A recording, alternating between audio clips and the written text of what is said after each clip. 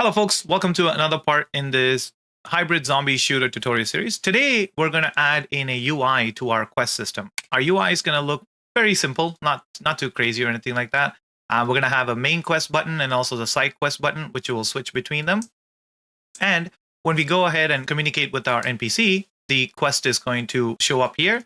And if I go ahead and pull my weapon out, and I can go ahead and start shooting them, and you can see the quest is updating as the zombie dies. And you can see the objectives are independent of each other. So when one objective is completed, it's no longer going to count, even if the same zombie or the target actor class is being killed here. So this is going to be a very robust quest system that we're going to keep building on it. I'm going to try to make it as beginner friendly as possible in the early stages. But as we progress further into this quest system, things are going to get a little bit more difficult. But this is how you level up in game development, right? Hit that like button to show me that you do appreciate these type of videos, and this actually motivates me to go and create more and more videos just like this. So thank you again for stopping by. Let's get into the video today. To get started, we're going to go to our content drawer, and then where we have our quest system, we're going to create a new folder, and we will name this UI. Now, I have imported two simple images. Unfortunately, I won't be able to share these images as these were part of a purchased pack. I'm just showing this to you just as a simple background for the UI, but you can choose to use any images of your like. So let's go ahead to our UI folder and let's start creating our widgets. So we're going to create our first widget. Go to user interface, widget blueprint, user widget, w_quest screen.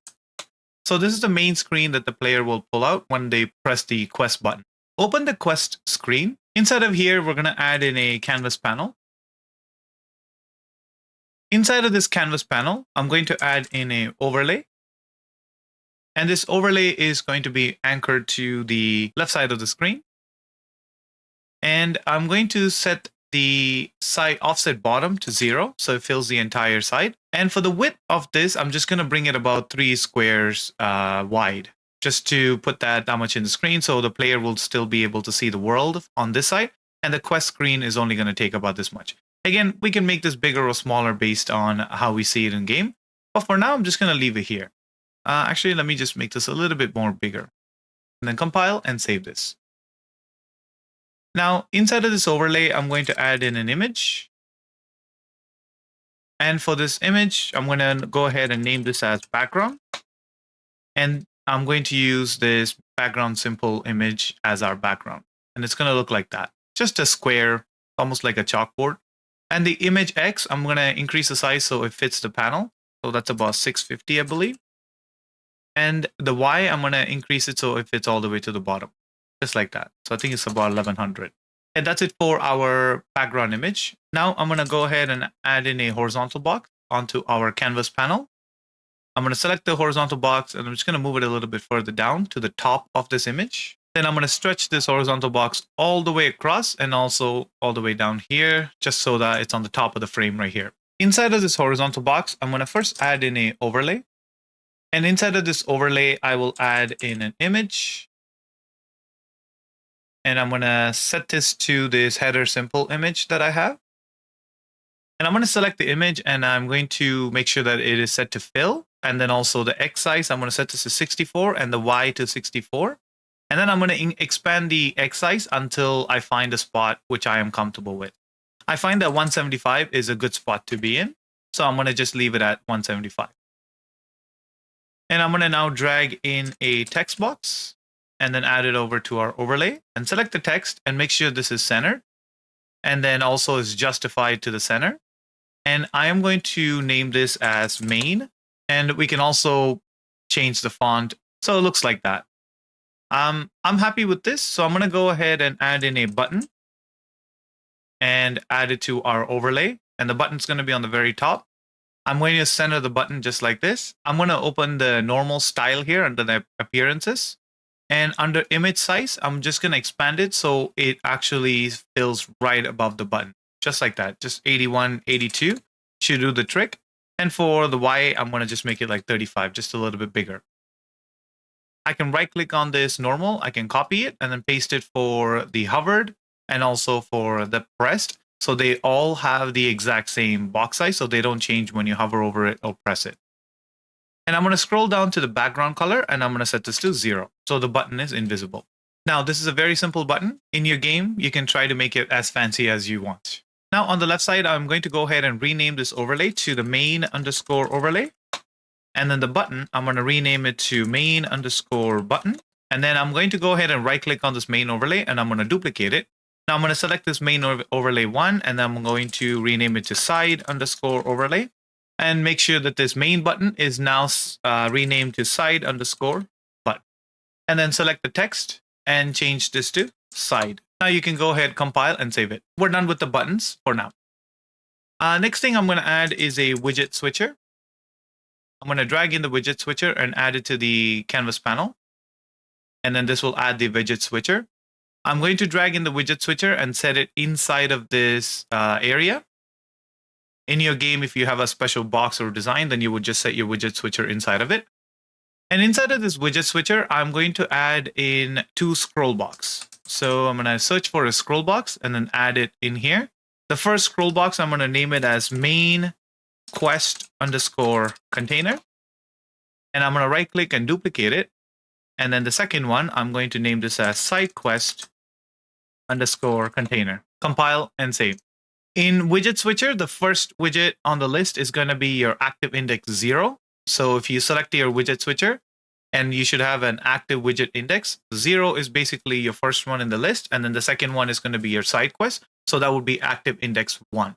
That would be it for now. So let's go to our graph. We're going to go to our event pre-construct and let's drag in our widget switcher. And then here we're going to set our active widget index. So that would be this function. And we're going to set this to 0. This ensures that every time you open this widget, it's going to open on the main quest screen. And then you can choose to switch to the side quest after. And we don't need event tick anymore. Now we need to play off of our event construct. So for our event construct, we're going to drag in our widget switcher. And we're going to get our active widget index. This is going to give us our active widget index. It's going to be 0 or 1. So we're going to go ahead and do a switch function. So it'll be switch on integer. And we're going to add 2 pins, 1 for 0, 1 for 1. We don't need this default pin, so I'm just going to go ahead and uncheck this so we don't get a default pin. If it is 0, then we want to create a widget with all of our main quest. And if it is 1, then we want to create all of our widget with our side quest and set that as our main widget. So let's go ahead and create our widgets for our main quest and our side quest. So inside of our UI folder in the quest system, we're going to right click and then create a new user interface widget blueprint user widget. And this would be w underscore main quest. Let's open this up. Here, we're going to set our fill screen to custom. And the width that works for me at this time is 600 by 90. But for you, whichever works, you can always play with this custom size, or you can even use a canvas panel. But for the purpose of our tutorial, I'm just going to use 600 by 90, but you can change this to any sizing as you would like. I'm going to go ahead and add in an overlay. And then this is going to give me my 600 by 90 as the overlay. And this is a very decent size. And inside of this overlay, I'm going to add in a size box. And inside of this size box, I want to add in a text box. And this text block, I'm going to just name this as main quest. Let's change the font to our main font that we normally use. I'm going to right click on the size box and I'm going to wrap it with a border. And this border, I'm going to set the brush color here to black, and then also set the alpha to about 0.3. So it's a little faded. And that's all we're going to do with this border here. Next, I'm going to right click on this border and I'm going to wrap it with a size box. I'm going to select this size box and then set this to a horizontal alignment to fill the entirety of it. Now I'm going to select this border again and I'm going to wrap it with a vertical box. And underneath this border, I want to add in a scroll box now. So I'm going to go ahead and add in a scroll box and then drag it and drop it to your vertical box. The scroll box, I'm going to go ahead and rename it to quest underscore container, and then just make this a variable.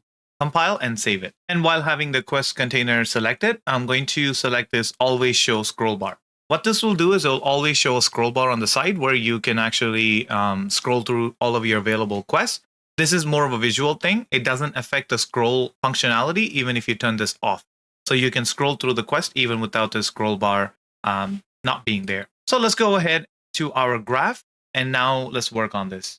We don't need event tick. We don't need event pre-construct. We're going to drag in our quest container, and then we're going to go ahead and clear children. This clear children will ensure that every time you open up your quest screen, it's going to delete all of the existing quests and it's going to rebuild it right away. This is the best way to ensure that your quest UI is always up to date. Now we need a function to get the quests, the information of the quest directly from our quest manager. So we're going to go to our core interfaces, open up our BPI quest interface. We're going to add in a new function. This function is going to be get quests array by type. It's going to have an input. Our input is going to be the quest type, and this would be of type E underscore quest type. And then our output is going to be quest array, and this would be of type integer, and it's also going to be an array. Compile and save it. Now back in our main quest widget, we're going to go ahead and get our player character. And then we're going to get a component by class. And this would be our quest manager component. And using this component class, we're going to go ahead and call the get quest array by type. And because this is the main quest widget, we're going to set this quest type to main. And now let's go ahead and implement this quest in our quest manager before we proceed further. So back in our core quest system blueprints quest manager, we're going to go to our class settings, and then under interfaces, let's add in our BPI quest interface. You should have the get quest array by type function. Double click on it so it creates this function. We're going to drag in our active quest. We're going to get the values from the active quest. So if you search for values, you should get all the values, and then connect this to the execution pin right here. And we're going to do for each loop. We're going to drag off of the array element, and then we're going to break the quest data. And we're going to check our quest type, and we're going to do an equal here and do an equal enum. And we're going to check against this quest type here. So I can just go ahead and drag and say get quest type. And then that should get me this. And we're going to add in a branch. Let me move this out and connect this to the loop body here. And if it is true, then we want to check if this quest is already completed.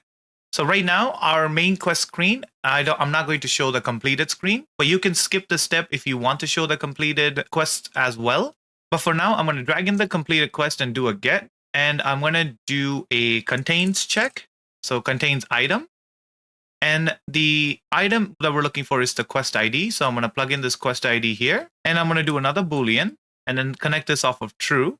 First, we want to check to see if the quest type matches. If it does, then we're going to check to see if it is in the completed quest. If it is true, then we want to send this information over. But we may have more than one quest in here.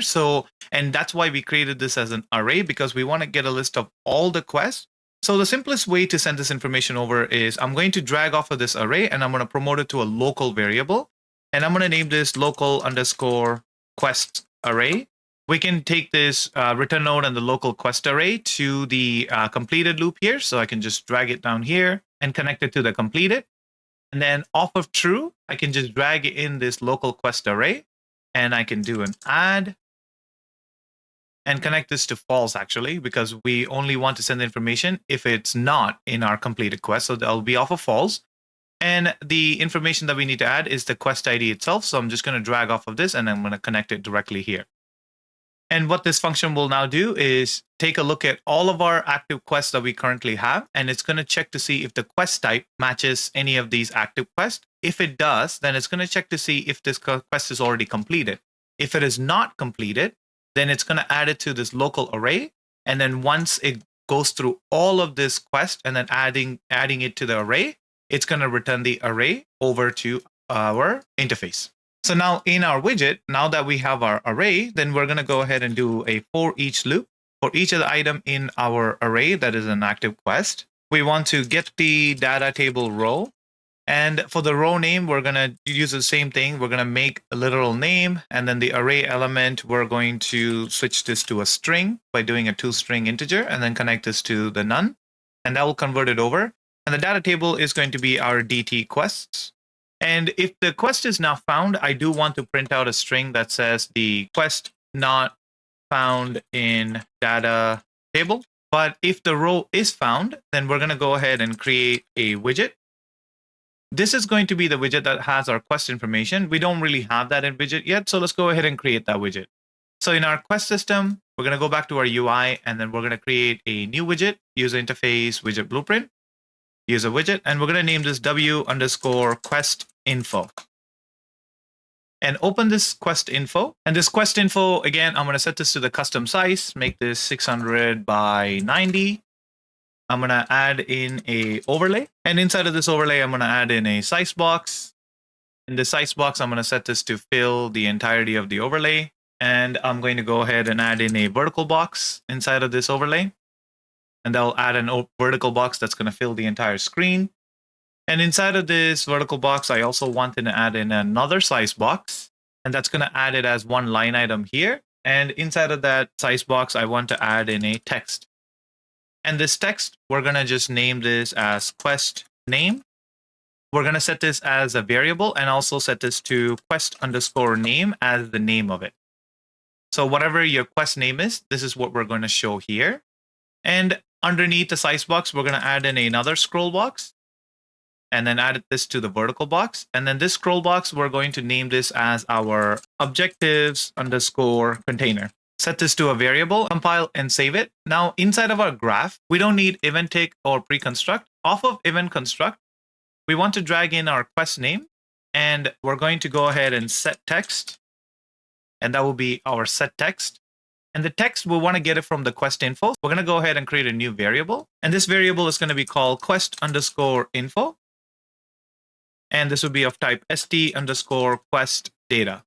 Make this instance editable and also expose on spawn so we can send this information through from our main quest widget or our side quest widget. We're going to drag in this quest info, and we're going to drag off of it and do a break. And then the quest name, we're going to just plug it in here directly. And while we're doing this, we want to now build out our objectives as well. The reason why we're building the objectives separately is because you may have more than one objective for each quest. So that's why we're doing this lengthier process. So I'm going to go ahead and expand our ST quest data, and I'm going to drag off of this objectives and do a for each loop. We can go ahead and hide all the unconnected pins here. I believe we only need these two, and then connect this to our execution. And for each of this objective that we have, we want to now go ahead and create a new widget. Now we don't have an objective widget. So again, we have to go and create that objective widget. But this one's easy because we're going to just go ahead and copy this quest info. We're going to right click on it and then duplicate it. And then we're going to name this w_objective info. And inside of the objective info, the quest name, we're going to set this to our description. And then also here where it says quest_name, we're going to change this to our description because we're going to set this up directly from whatever we enter into our data table. I'm going to reduce the size to about let's say 15. So it's not as big as the quest name itself. Now I'm going to add in another text box, and this text box is going to go onto our vertical box here. We no longer need this objectives container because we're working inside of the objective container. And I'm going to select this new text box, and then we're going to go ahead and name this as progress 1/1. This is basically going to show us our progress info. So again, I'm going to set this to about maybe 11. So it's smaller than the description. And after the progress is set, I want to add in a spacer. Drag in the spacer onto the vertical box. So we'll add in a spacer just like that. We can go ahead and expand the size on the appearance. And then the Y is what's going to affect the height of the spacer. I'm going to set this to about 3. And followed by, I'm going to add in a border. And then connect this, add this to our vertical box. And this border, I'm going to get rid of all the padding. I'm going to set the bottom padding to about 2. So it creates that little line. And then followed by, I'm going to add in another spacer to our vertical box. And this spacer, I'm going to set the Y size to 3 as well. So it creates a nice little gap between every single objective. And you can increase this Y value as much as you want, as much gap you want to create between each objectives. Compile and save this. You're going to get an error that you can completely ignore that for now.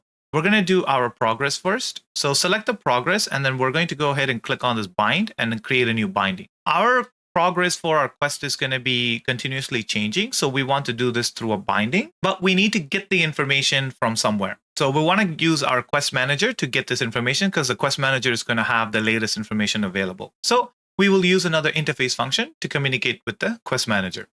So go to the BPI quest, and then we're going to create a new function. This would be get quest progress. This is going to have an input. This would be our quest ID input. And this would be of type integer, but then it will be a single integer. And then we also need our objective index. We need to know which objective information that we're getting. And for the output, we want to get our required amount for the objective. And we also want to have the current amount for the objective, where we are with our objective. Compile and then save it. So back in our objective info, we're going to again get our player character. Using our player character, we're going to get component by class. And this would be our quest manager component. And using the quest manager component, we're going to get progress or quest progress. And let's go ahead and plug this in here. The return node, I'm just going to move this back a little bit. The return node, I'm going to drag off of this return value. I'm going to do a format.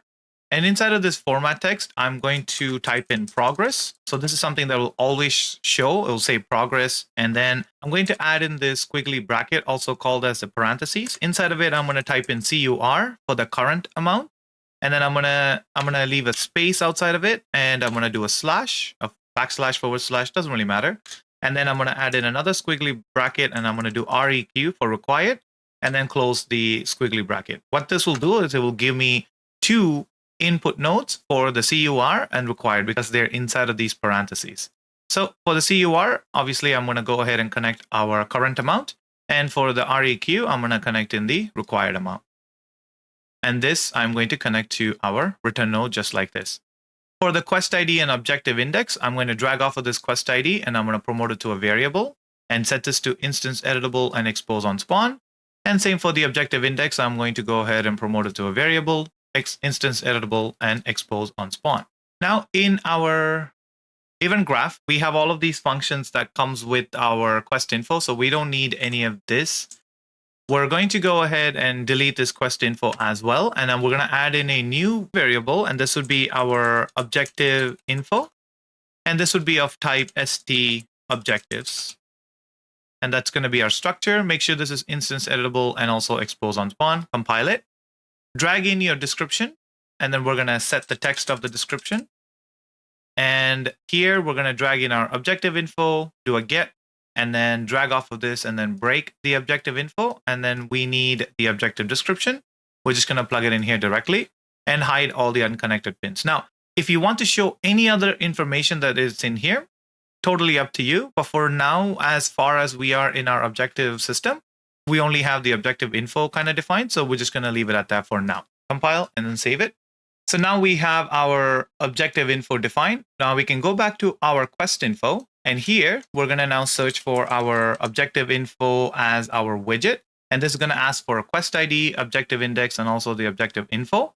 The objective info is the array element. So we're going to go ahead and drag it and connect it in here. And the objective index is the array index. So we're going to go ahead and plug it in here just like this. And for the quest ID, we can get the quest ID from here. So I'm just going to go ahead and enable the quest ID and then just plug it in here just like that. Now, once this is done, I'm going to drag in my objective container. And I'm going to add child and connect this here. And then also the return value, we're going to connect it to our content. Compile and save, and all the errors should go away. And that's it for our quest info screen. So we're going to now go back to our main quest.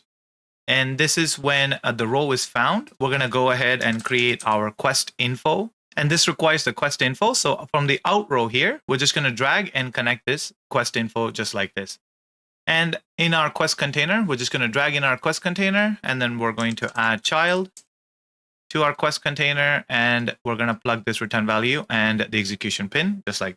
So essentially for our main quest, what's going to happen is when the main quest widget is created, it's going to first clear this quest container, and then it's going to go and get all of the quest by the type that is main quest in our data table. And it's going to get it directly from our quest manager, right? Using this quest by array type. It's going to go through each and every single quest that you have in your active quest, and it's going to check against the data table row.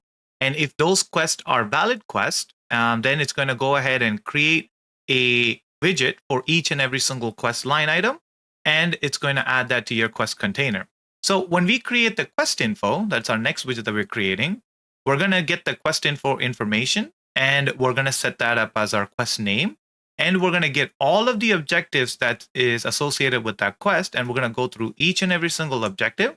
And we're going to create a sub widget for each objective, which is going to give them the quest ID information and which objective index it is, and also the information of that specific objective. And we're going to add it to our objective container. And when the objective opens up, it's going to go ahead and set up our description from the data table using this set text function. And also it's going to set up our progress bar using this get text function that we have here that's going to run through the binding for our progress bar.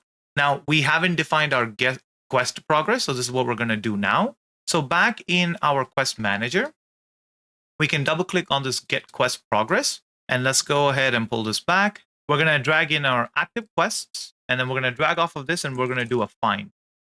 And what we're trying to find is the quest ID that was sent through this functionality.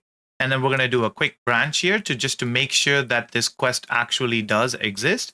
And if it does exist, then we want to drag off of this structure value from the find node, and we want to now break it. And once we find it, then we want to now get our objectives. Let's go ahead and hide all the unconnected pins and only connect the objectives just to keep it clean. And we're going to do a get node, and we're going to just need to get a copy. We don't need a reference here. The get needs to have an index to show which objective of that quest you're looking for. And this is where the objective index comes into play. So we're going to drag off of this and say get objective index. And this is going to find the proper objective index of that quest. And we're going to drag off of this, and we're going to break this objective index. And the only two information that we need is the quantity required and also the current quantity. And we're going to return that here. So required amount is the quantity required. Current quantity is the correct amount. And then we're going to connect this off of to true. So that's what this is going to go ahead and update. And it's going to format it into a specific format. So it's going to say progress, and it's going to show current progress. And then it's going to do a slash, and it's going to show you the required progress. The next step is to actually go back to your main quest screen so we can continue with this functionality. So in our main quest, we have widget 0 and widget 1. Like we mentioned, 0 is for our main quest and 1 is for our side quest. So let's do the main quest, and we will come back to the side quest in just a second. So if the widget is 0, we're going to go ahead and create widget. This is going to be our main quest, the w_main quest. And the owning player, we're going to set this to get player controller, just like so. And we're going to drag off this return value, and we're going to promote it to a variable, and we're going to call this the main quest_ref, main quest reference. And now we need to add this to our scroll boxes. So inside of a widget switcher, we have our main quest container and the side quest container. Let's select both of them, make sure that they're variable so we can add these new widgets created inside of these containers. Go back to your graph, and now you should have your main quest container and also the side quest container. So we're going to drag in our main quest container, and we're going to go ahead and add the child. Connect the execution pin and also the content here, just like this. And we're going to create a new variable, and we're going to name this as is main quest widget active. And here at the end of this, we're going to set this to true. And now we're going to set up our side quest, and this is going to be pretty straightforward. Go to your content drawer with all of your quest system, right click on your main quest, and then just duplicate it, and then name this as side quest. Inside of this, all we have to change is go to your border here, and then where it says main quest, change this to side quest. And inside of the graph, where it says quest type main, change this to side. And now back in our quest screen, we're going to go ahead and do the same thing like we did here. So off of 1, we're going to create the widget. And this would be our side quest. And our player controller can be the owning player here. And then the return value, we're going to promote it to a variable. And this would be our side quest_ref. And we're going to drag in our side quest container. And we're going to add child and connect the execution pin and also the content here. And this Boolean, we're going to copy and paste it. And we're going to set this to false. And this would now take care of showing you the side quest and also the main quest widget. Now, we still have a couple more functions that we need to take care of. We're going to go back to our designer, and we should have our main button that we need to now select this and then click on the on-clicked option. And that'll create an on-clicked main button function here. Do the same thing for the side button. Scroll all the way down and click on on-clicked. And for both of them, we're going to drag in our widget switcher, and we're going to set active widget index. And then you can actually copy and paste this because both of them are going to do the same thing. But for the main button, our index is going to be at 0. For our side button, our index is going to be set to 1. One thing that we need to do is, just because you clicked on the button and the widget index is set to this specific number, this is not going to fire. So we need to manually fire this creating of this widget. So we're going to go ahead and create a custom event and then call this update widget view, and then plug this into this switch just like this. And then after you set your active widget index, we're going to call in the update widget view and set this up just like this. And another utility function that we need to do is, and just like how we did this update widget view, we're going to do the same thing in our main quest and side quest widget to refresh them. So so in our main quest, go ahead and create a custom event. And this is going to be refresh feed, and then plug this into this clear children. And we're going to do the same thing. We're going to copy this event and go to the side quest and then paste it and then connect this here, compile, and then save it. And off of our quest screen, we're going to create a new custom event. We can create it anywhere, up, down, doesn't really matter. We're going to create a new custom event. And this would be refresh widget children. We're going to drag in our is main quest widget active, and then we're going to do a branch. The reason why we're doing this is, if the main quest widget is active, then we want to only refresh the main quest widget. If the side quest is active, then we're going to refresh our side quest widget.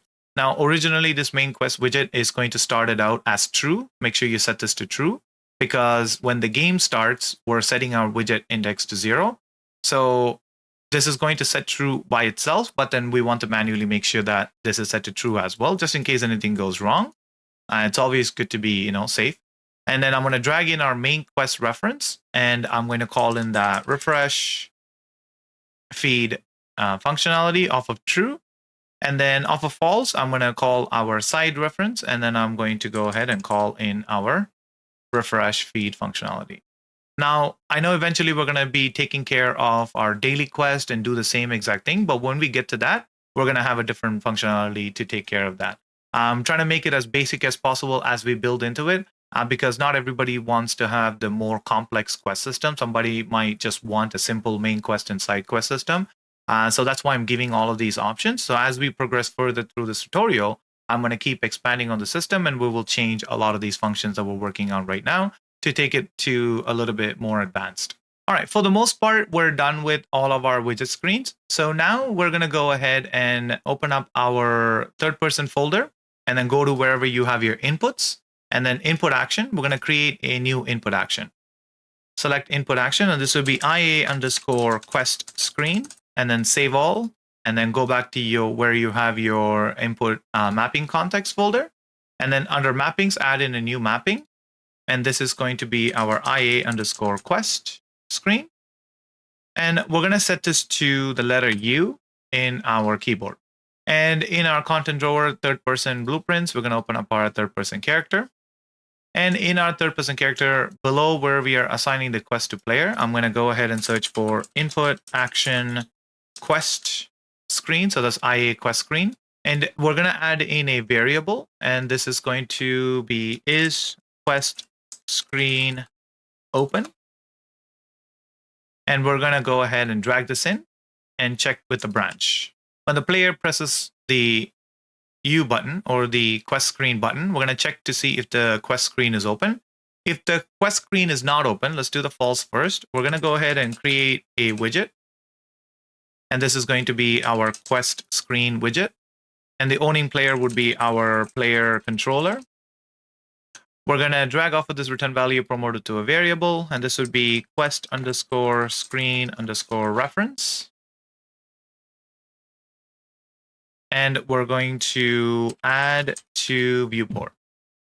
And also we're going to get our player controller here and drag off of this, and we're going to set our input mode to game and UI. And the widget to focus would be this widget right here. And then also off of our player controller, we're going to set mouse cursor or set show mouse cursor to true, so we can use our mouse. And off of true, if the quest screen is already open, we're going to check to make sure that this is valid. So we're going to do a get on this quest screen reference, and then we're going to convert it to a validated get. If it is not valid, only thing that we need to do is we're going to get our player controller and make sure our set input mode is set to game only off of not valid. And also we're going to set show mouse cursor and set this to false. But if it is valid, then we want to drag our quest reference and we're going to remove from parent first, and then we're going to set our quest reference to empty. Then we're going to go ahead and set our input mode to game only and our mouse cursor to none. And one more thing that I missed here is when our quest screen is set to false, we want to now set this to true. So we're going to just move this back a little, and we're going to drag in our is set quest screen and then set this to true. And then after we go ahead and set all of this up, we're going to go ahead and set our quest screen to false. Compile and save. And now let's go ahead and take a look at it inside of the game. If I press U, I should see the quest screen show up. U again, and it disappears. And now if I press the side quest, and if I go back to the main quest, oh, immediately we see a problem. This is a very simple fix. It's just we just need to clear the children every single time. So go to your quest screen, and where you have this event construct, select all of these and move this out of the way. And here we're going to drag in our main quest container, and we're going to clear children. Before we go ahead and construct any widget, we're going to clear the children off of the main quest container. And same thing for your side quest container. We're going to go ahead and clear the children here. And we're going to create the widget. So now if I go ahead and press play, now I can press the side button in the main, and it's working exactly as I intended it to be. Now we're going to go ahead and touch our NPC here. And as soon as I touch the NPC is going to give me the quest. And the main quest is going to be empty because the NPC is going to give out a side quest. As you can see here, the zombie hunt, kill 5 zombies, and the progress is right below. So in the background, I can still shoot. So I'm going to go ahead and shoot the zombie, and you'll see the progress is going up. We haven't done the completed quest function yet, so that's why you don't really see anything here. But you can see the quest is working. Now let me show you more things that you can do with this. So open up your data table with all of your quests. The reason why we have a separate objective widget and also another quest widget is that, let's say, for example, you did this quest with the zombie hunt. You want to have more than one objective. Our current objective just says kill 5 zombies. What if you want to also add kill 10 zombies? So here under objectives, I'm going to add in a second array element. Again, this is an example. Maybe you could have like a go to location quest first and then kill 5 zombies and such like that. But for now, we're just going to play simple and then keep it kill. Objective ID for the first one, I set this to 1. So for the second one, objective ID, I'm going to set this to 2. Any number would work. It's nothing specific. I'm just trying to keep it as unique as possible. Objective description, now kill 10 zombies, right? With an exclamation mark. Target actor class, we're going to specify as our BP zombie base. And target actor name is none. Under target item, make sure this item name is set to empty. It cannot be 0 because it's looking for an exact match. So make sure this item name is empty or else your things won't work. And quantity required, we're going to set this to 10. And then the current quantity is 0. Location and radius doesn't really matter. So now if I go ahead and close this out, save it, and let's play the game. I don't have any main quest or side quest. So now if I go to this NPC, pick up the quest, then if I press U in my side quest, now I see kill 5 zombies, and I have the now kill 10 zombies as separate line item. And they both work independent of each other. So if I kill 1 zombie here, you should see both of the quests are increasing their progress. So if I kill number 2, 3, 4, and 5, both of the quests is at 5. But when I kill the 6th zombie, only the second quest updates with the 6th. The first one stays exactly where it is because it has reached its cap. That's their maximum amount required, and we already reached that. And here, 9 and 10. It's going to work on its own. And now we can go ahead and, for the purpose of this tutorial, we're going to right-click and then duplicate this row number. And we're going to set this to quest number 1002. And we're going to copy this and then set this as our row number as well, 1002. Make this as our main quest. And this is no longer going to be zombie hunt. This is going to be kill me some necros. Kill them all, right? With some exclamation just to make it dramatic and stuff. And in our objective, we're just going to have one objective. So let's go ahead and delete the second objective. And the first objective ID, we're going to leave it at 1 because this is unique to this quest itself. So we can leave this as 1. Kills should be fine. Kill 5 zombies. They're all going to be left as it is. We're not going to change anything. Just to give you the idea, right? And we're going to go back to our NPC folder, open up our NPC. And when the NPC is assigning the quest 1001, I'm going to duplicate this. And I'm going to add in quest 1002, compile and save it. Oh, and connect the actor here, of course. And in our data quest, we set this as our main quest and this as our side quest. And if I go ahead and play, I have no quest available in my main or side. And then now if I go ahead and touch my NPC, I should see I have some main quests, kill me some necros, and it's like kill 5 zombies, and then the side quest as it is. And then again, if they are all the same objective, then it's going to work the same, right? So if I kill 1 zombie here, and then if I go select the main quest is being updated as well because they all share the same objective type. So you could have many variations of this. You could have completely different classes of zombies that you get to set up and location, and you can just go nuts with this system. And we're going to keep expanding it. In the upcoming videos, I'm going to show you variations of how to set up different type of quests. And the last thing that we want to do is if you want to update the quest live as they receive it in our third-person character, we're going to go ahead and create a custom event. And this would be refresh _ quest system. Here, we're going to get our quest screen reference. And then we're going to call for that refresh widget children function that we set up in our quest screen right here. And in our third-person character, when we assign a quest to player, we're going to go ahead and we're going to do a refresh quest system function. So what this allows you to do is if I press Alt-P, and if I head over to this, let me open up the menu here. And if I go over to the NPC, as soon as I touch the node, I'm going to get the quest. And there's not going to be any duplicate quest because we're checking for unique quest and quest ID only. If I go ahead and if I open up the game again, open up the menu, go to side quest, and if I run to the NPC, it's going to update it live. So that little trick is just if you want to show the quest screen updating live, then you would go ahead and use this refresh quest system. And it's all built into this quest screen. You don't need to do anything extra. We already went through this already. All right, folks. So I think this is a little long video, but I hope you learned something new in this video. And we're just going to constantly keep expanding on this quest system in the next several videos coming up. We're going to look at different type of quests that we're going to do, and then also the reward system and also the pick up items and deliver items quest. That's going to be pretty exciting. I'm looking forward to showing you all of the videos. So hit that like button and also subscribe to the channel if this is something that you want to look forward to and be notified as soon as the video gets released. Until then, have yourself a wonderful day. Bye-bye now.